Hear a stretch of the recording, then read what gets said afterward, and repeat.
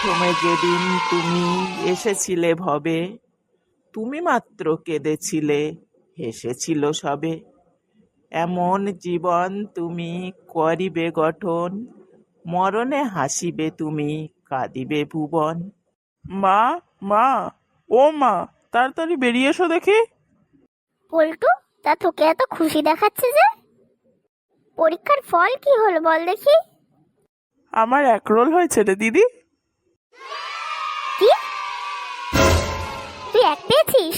দাঁড়া, তোর আজ খাওয়া মন্দ, বাড়ি থেকে বেরিয়ে যা বলছি।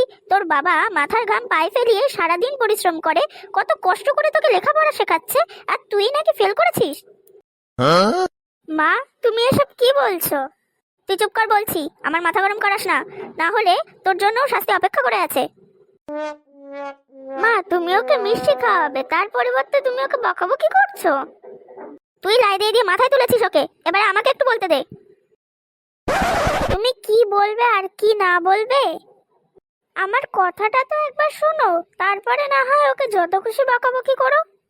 জানিস তো, নান্টুর মা একটু আগে এসে আমাকে বলে গেল নান্টুর নাকি 102 রোল হয়েছে, খুব ভালো করেছে, ওর মা খুব খুশি হয়েছে। আরও এক পেয়েছে। আমি যে এখন কি করি, আমারটাকে সবাই খুব ভালো ছেলে বলে, আজ আমি সবার সামনে কিভাবে দাঁড়াই বলতো দেখি। তোমার ছেলে অতটা খারাপ না মা, যে তুমি সবার সামনে দাঁড়াতে পারবে না। তুই আমাকে আর কত ছোট করবি বল। মা, ও তোমাকে কোনো রকম ছোট করেনি, বরং ও তোমাকে বড়ই করেছে। একটু বোঝার চেষ্টা তো করো অন্তত। তোরা কি আমাকে বোকা পেয়েছিস? আমার মগজে কি কিছুই নেই? নেই তো, থাকলে আর তুমি ওকে বকাবকি করতে না, বরং ওকে আদর করে কোলে তুলে নিতে। কি আমার সোহাগের কথা, ওরা অন্যায় করবে আর আমাকে আদর করতে হবে? তাহলে আমি নান্টুর মতো ফেল করলেই ভালো হতো, ও তো সব সাবজেক্টে ফেল করেছে। তুই এক পেয়েছিস আর নান্টু 102 পেয়েছে, আর তুই কি বলতে চাইছিস? নান্টু ফেল করেছে আর তুই পাশ করেছিস, আমাকে আর কত বোকা বানাবি? আমাকে কি তোরা মূর্খ ভাবিস?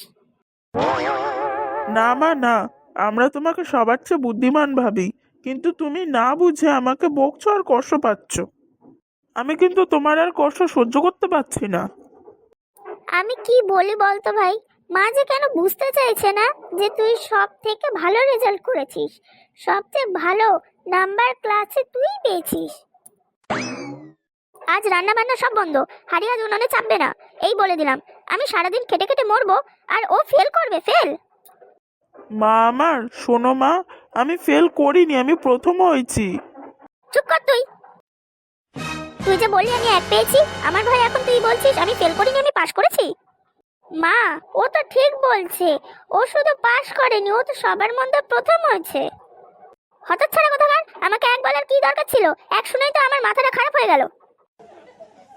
আমি ফেল করলে তো কাঁদতে কাঁদতে আসতাম, আমি যে হাসতে হাসতে এলাম, তারপরেও তুমি।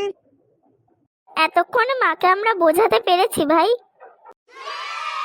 ঠিক বলেছিস দিদি, মাকে খুশি খুশি না দেখলে আমার একটুও ভালো লাগে না রে দিদি। এখন আমার মতো খুশি আর কেউ নেই রে বাবা, আমার যে কি আনন্দ হচ্ছে। তবে কি জানিস তো বাবা, আমরা অনেক ভাই বোন ছিলাম, আর আমাদের বাবা অনেক গরিব ছিল, আমাদের লেখাপড়া শেখানোর মতো অবস্থা ছিল না, তাই আমরা এত বোকা। তুমি চিন্তা করো না মা, আমি তোমাকে আবার স্কুলে ভর্তি করে দেব। দিদি ঠিক বলছে মা। তাই আবার হয় নাকি? লেখাপড়া শেখার কোনো বয়স নেই মা। আমারও একমত দিদি।